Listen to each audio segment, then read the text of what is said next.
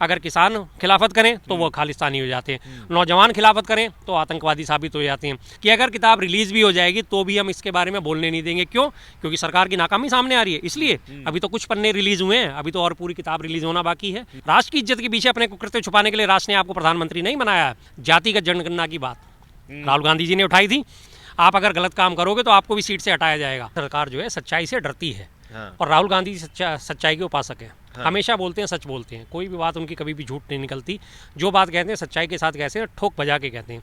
तो जाहिर सी बात है सरकार इनसे डरती है, इसीलिए उनके माइक ऑफ करती है, उनके ऊपर से कैमरा हटा लिया जाता है। तो जब एक देश में एलओपी को नहीं बोलने दिया जाएगा, और वो भी संसद में, जो कि पूरे देश का माध्यम है, किसी भी अपने सांसद को आवाज़ उठाने का माध्यम देती है संसद, और उसमें भी एलओपी को बोलने नहीं दिया जाता, उनके साथ टोका टोकी करी जाती है, उनके भाषणों का अभी जो अंश है वो निकाल दिए जाते हैं, संसद की कार्यवाही से निकाल दिए जाते हैं।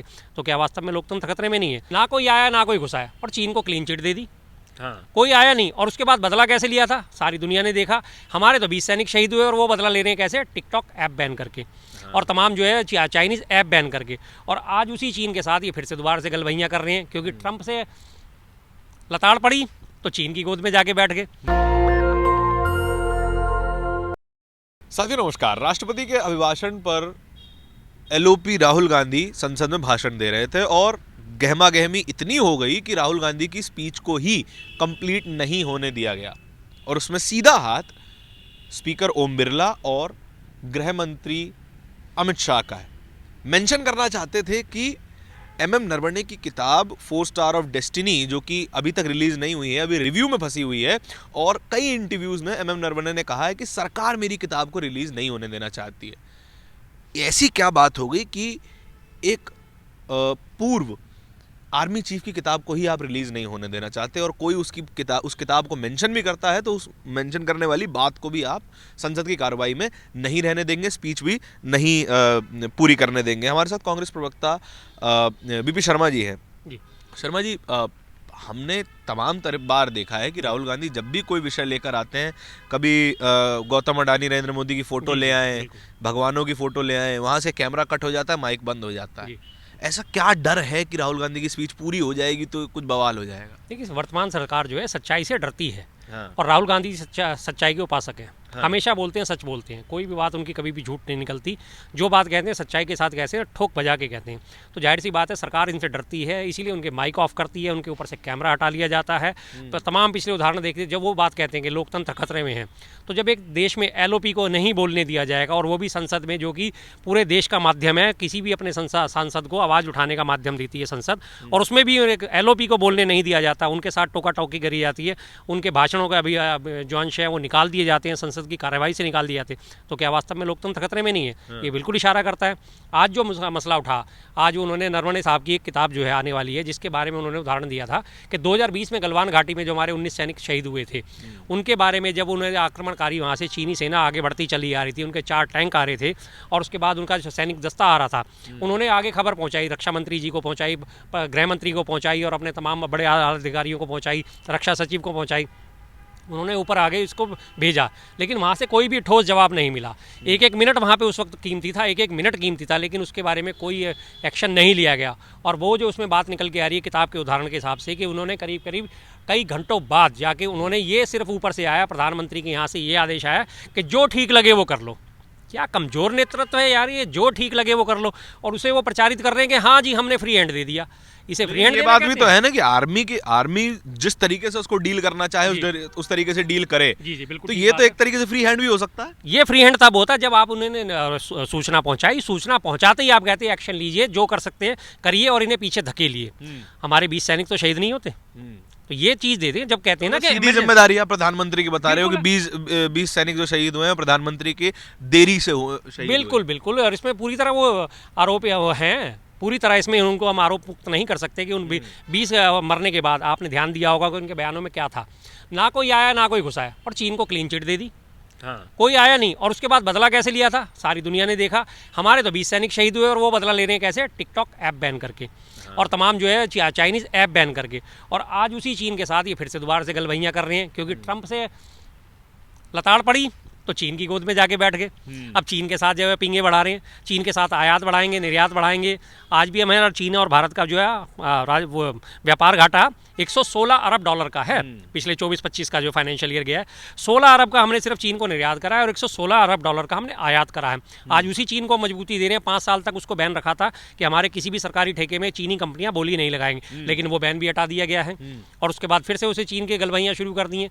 तो क्या हमारे देश के जवान की जो है कीमत नहीं है, उसकी जान की कोई कीमत नहीं है। राहुल गांधी मतलब जो किताब अभी रिलीज भी नहीं हुई है, आर्मी के रिव्यू में है, मिनिस्ट्री ऑफ डिफेंस के रिव्यू में, जो कि नियम है कि हर जो भी आर्मी का ऑफिसर कोई किताब लिखेगा, कोई पब्लिक अपीयरेंस देगा, तो उसका रिव्यू आर्मी और मिनिस्ट्री ऑफ डिफेंस करेगी। बिल्कुल, बिल्कुल। अभी तक रिव्यू पूरा नहीं हुआ है, तो फिर राहुल गांधी को क्या जरूरत पड़ जाती है कि संसद में जाके उस किताब के बारे में वो जिक्र कर रहे हैं? रिव्यू पूरा हो जाने दीजिए। जिक्र इसलिए कर रहे हैं क्योंकि जब ये रिव्यू होगा उनसे वो संपादित अंश हटा दिए जाएंगे, संपादित करा जाएगा और ये अंश उस किताब में से हटाने के लिए उनके ऊपर दबाव बनाया जाएगा।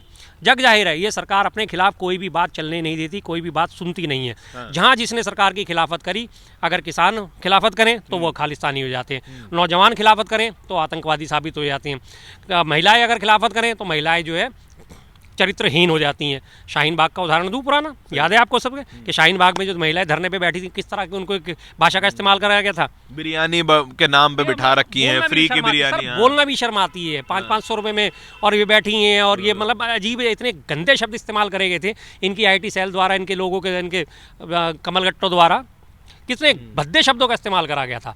तो ये इनके खिलाफ तो जो बोले वो ही इनका दुश्मन है। लेकिन गृह मंत्री साहब भी कह देते हैं कि खुद राहुल गांधी ने अपनी स्पीच में कहा कि ये किताब रिलीज नहीं होने दी जा रही है।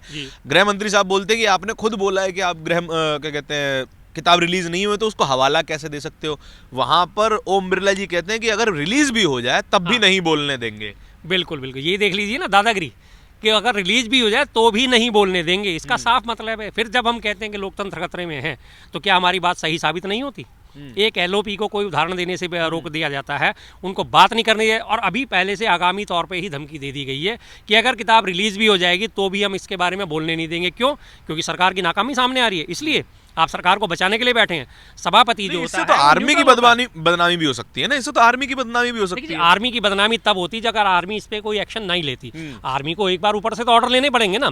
आर्मी का एक सिस्टम होता है, उसूल होता है। जिस तरह से बार बार अगर आलोचना करते हैं हमारे प्रधानमंत्री जवाहरलाल नेहरू जी के 1962 के चीन युद्ध के साथ, उन्होंने कहा नहीं हिंदी चीनी भाई भाई अभी आक्रमण नहीं करना, और उसकी आलोचना आज 60-70 साल बाद भी करी जाती है। तो क्यों करी जाती है? इसीलिए करी जाती है। तो जब ये सेम चीज़ आप कर रहे हैं तो फिर आप इस चीज़ से बच के कैसे भाग रहे हो? शीर्ष नेतृत्व ने हवाला देना था, आप एक तरफ कहते हैं हमने फ्री हैंड दे दिया, हमने आपकी बात मान ली। फ्री हैंड तब होता है भाई साहब मैं आपसे आगे बात करूँ, भाई साहब फलानी जगह पे ऐसे ऐसे नुकसान होने वाला है, क्या करना चाहिए? आप फौरन बोलो, जाओ जो अच्छा लगे वो करो, जो इसके लिए जायज चीज हो वो करो। बात हो गई। अब 2-2, 3-3 घंटे और कई घंटे बाद आके आप कहते हो कि उसका हवाला करके कि वहां पे तो फिर जहां आंखें दिखानी चाहिए वहां तो दिखाई रहे ना। ऑपरेशन सिंदूर में देखिए पाकिस्तान को कितनी बढ़िया आंखें दिखाई हैं हम सबने। और नहीं ये हंसने की बात भी नहीं है सर। जैसे आप कांग्रेस की हमेशा से आलोचना इस बात पर रही है कि बात को हल्का बड़ा जल्दी कर देते हैं आप। ऑपरेशन सिंदूर में हमारी सेना ने उनको धूल चटाई है, वो उन पे जिस तरीके का हमला हुआ वो कभी 7 जन्मों में नहीं भूलेंगे। बिल्कुल मैं आपकी बात से सहमत हूं कि जिस तरह से उनके ऊपर हमला करा के जिस तरह से उन्हें धूल चटाई गई थी, लेकिन उसका नतीजा क्या निकला साहब? 72 घंटे में सीज फायर कर दिया। ट्रंप ने कहा मैंने सीज फायर करा है 60 बार। मैं आपकी अप्रिशिएशन तब दूंगा, मैं आपकी आलोचना तब करना बंद करूंगा जब आप ट्रंप को जवाब देंगे। ट्रंप ने 60 बार कह दिया कि मैंने जो है सीज फायर का दबाव समझ रहे हैं। किस बात का दबाव है कि ट्रंप की बात को जवाब नहीं दे पा रहे? निकल के आगे तो सामने आ गया ना एप्स्टीन फाइल, ये था असली दबाव। और ये दबाव अभी और निकल के आएगा। अभी तो शुरुआत ही हुई है, अभी तो कुछ पन्ने रिलीज हुए हैं, अभी तो और पूरी किताब रिलीज होना बाकी है। तब इन्हें पता चलेगा कि अब ट्रंप सरकार कहने का वहां पे तो हमारे विदेश मंत्रालय के प्रवक्ता ने साफ तौर पे कहा ना कि जो एप्स्टीन जिस तरीके का घटिया व्यक्ति है उसको उतनी ही तवज्जो दो जिसके वो लायक है ना। तो हम एक सेक्स ऑफेंडर की बात पे अपने प्रधानमंत्री सवाल करें तो गड़बड़ बात है ना जी।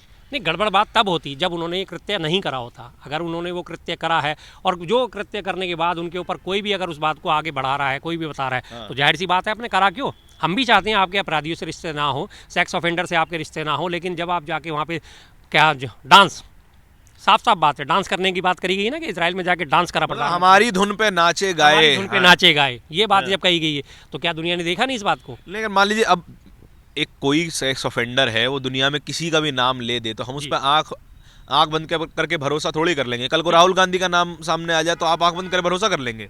देखिए, जो चीज़ गलत है गलत है, गलत के लिए हम उसको सही नहीं ठहरा सकते, जो चीज़ सही है उसे हम गलत नहीं ठहरा सकते। अगर राहुल गांधी जी का भी नाम आएगा तो उनके बारे में भी जांच करी जाएगी, उनके बारे में भी बात करी जाएगी, क्यों नहीं करी जाएगी। लेकिन हमें पता है ऐसा कुछ नहीं होने वाला, क्योंकि भरोसा है आपको अपने नेता पे?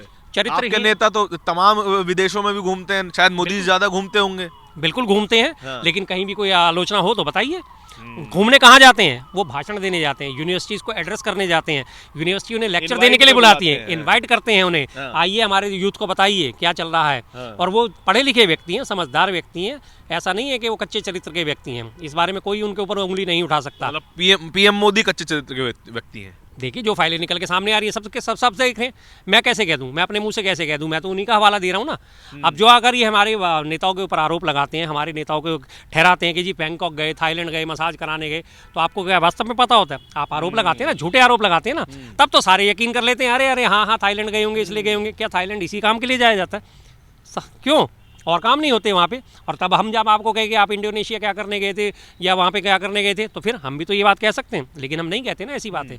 क्यों नहीं कहते? क्योंकि हमें पता है कि कहाँ क्या। कल को अब राहुल गांधी संसद में खड़े होकर एप्स्टीन फाइल का नाम ले दें और नरेंद्र मोदी का कनेक्शन बता दें, ये तो फिर हमारे देश की ही छवि खराब होगी ना। अगर सवाल हमारी आर्मी पे है, हमारे प्रधानमंत्री पे है, तो इंटरनेशनल स्तर पे तो हमको अपने प्रधानमंत्री को डिफेंड करना पड़ेगा ना जी। नहीं, देखिए, डिफेंड करना पड़ेगा सिर्फ इस बात को लेके कि इंटरनेशनल तौर पे हमारी बेइज्जती हो जाएगी और आप उसे बचाएंगे। तो ये तो वही वाली बात होगी कि घर के बच्चे ने बलात्कार कर दिया, अब चाहे कुछ भी हो जाए, घर की इज्जत सार्वजनिक नहीं होनी चाहिए, हमें बताना पड़ेगा उसे।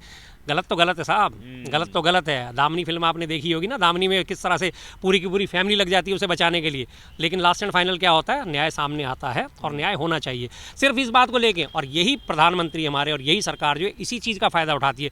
राष्ट्रवाद का हवाला देके कि नहीं, प्रधानमंत्री को कमजोर कर रहे हो, राष्ट्र की बेइज्जती क्यों कर रहे हो? अरे भाई, तुम राष्ट्र की इज्जत के पीछे अपने कुकृत्य कैसे छुपा सकते हो? राष्ट्र की इज्जत के पीछे अपने कुकृत्य छुपाने के लिए राष्ट्र ने आपको प्रधानमंत्री नहीं बनाया है। आप अगर गलत काम करोगे तो आपको भी सीट से हटाया जाएगा। लेकिन ये बात बताइए, जैसे राहुल गांधी के पास आज अपने सांसद 100 सांसद हैं, ठीक है, शायद इससे पहले और ज्यादा कम थे। 2014 में सबसे कमजोर स्थिति में थी कांग्रेस पार्टी, अब थोड़ी बेहतर स्थिति में आई है, लेकिन उतनी बेहतर अभी नहीं हुई कि एक मौजूदा सरकार को थ्रेट दे सके। तो आप लोग कहते हैं राहुल गांधी से पीएम मोदी डरते हैं। एक 100 सांसद वाला नेता जिसके बाद 240 सांसद है, उसको डरा कैसे सकता है? ये बताएं मुझे। देखिए, इसके लिए सबसे बड़ा उदाहरण आपको देता हूँ। जिस चीज़ों को राहुल गांधी जी ने उठाया, जातिगत जनगणना की बात राहुल गांधी जी ने उठाई थी, और उन्होंने करवा रहे हैं, नोटिफिकेशन आया, करवाएंगे। सुनिए तो सही सर, घोषणा करी ना प्रधानमंत्री ने, घोषणा करी, बजट भी अलॉकेट कर दिया, 600 करोड़ का बजट अलॉकेट हो चुका है। अब वो 26 से शुरू होगी, इसी 26 से अप्रैल से शुरुआत उसकी कराई जाएगी, लेकिन उसमें कॉलम छोड़ दिए गए हैं।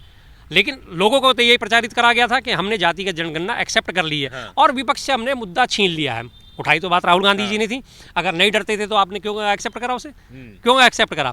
किसान बिल आया था, किसान बिल किसानों के विरोध के बाद और हमारी कांग्रेस के विरोध के बाद 1 साल बाद वापस लेना ही पड़ा ना। ब्रॉडकास्ट चुनाव के प्रेशर में सर, उत्तर प्रदेश में, पंजाब में चुनाव था, प्रेशर में आया। मान लेता हूँ, ब्रॉडकास्ट बिल आया था, तब तो कोई चुनाव नहीं था, वापस लेना पड़ा ना। तो तमाम जगह पे जो है उन्हें घुटने पे आने पे मजबूर करा है। आज सरकार वही काम करती है जो राहुल गांधी जी बोलते हैं। जिसके बाद राहुल गांधी से दुगने से ज्यादा सांसद हैं, दुगने से ज्यादा ताकत है, और भाई उनके पास पैसा भी आपसे कई गुना ज्यादा है, तो वो डर रहे हैं इनसे। बिल्कुल निडर होके बात करते हैं। सच्चाई जो है कभी डरती नहीं है, झूठ हमेशा डरता है। झूठ को पकड़े जाने का भय होता है, सच्चाई को किसी किस्म का कोई भय नहीं होता, और सच्चाई हमेशा बयान करते हैं, राहुल गांधी बयान करते हैं।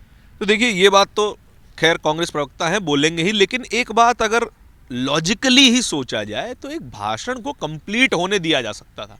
आपकी उससे सहमतियां असहमतियां 100% हो सकती हैं, आप दो अलग अलग पक्षों से आते हैं, लेकिन एक भाषण को कंप्लीट होने देना और उसके बाद उस भाषण को डिफेंड करना, उन आरोपों को डिफेंड करना एक मजबूत नेता की पहचान होती है। लेकिन आप आर्ग्यूमेंट ही नहीं पूरा होने देंगे, भाषण ही पूरा नहीं होने देंगे, नियमों का हवाला देंगे, ये थोड़ा फिशी माहौल को दिखाता है। इस पूरी चर्चा के बारे में, बातचीत के बारे में आपके क्या विचार हैं, कमेंट सेक्शन में बताइएगा जरूर। कैमरे के पीछे मेरे साथी तौहीद के साथ मैं धारण, बहुत बहुत धन्यवाद। दस्तक की आपसे गुजारिश है कि अगर इसको बचाना चाहते हैं तो नेशनल दस्तक को सब्सक्राइब करने के लिए रेड कलर के सब्सक्राइब बटन को दबाएं, फिर बेल आइकन की घंटी दबाएं। नेशनल दस्तक को बचाने के लिए बहुत जरूरी है कि हर खबर को शेयर करें, लाइक करें, कमेंट जरूर करें।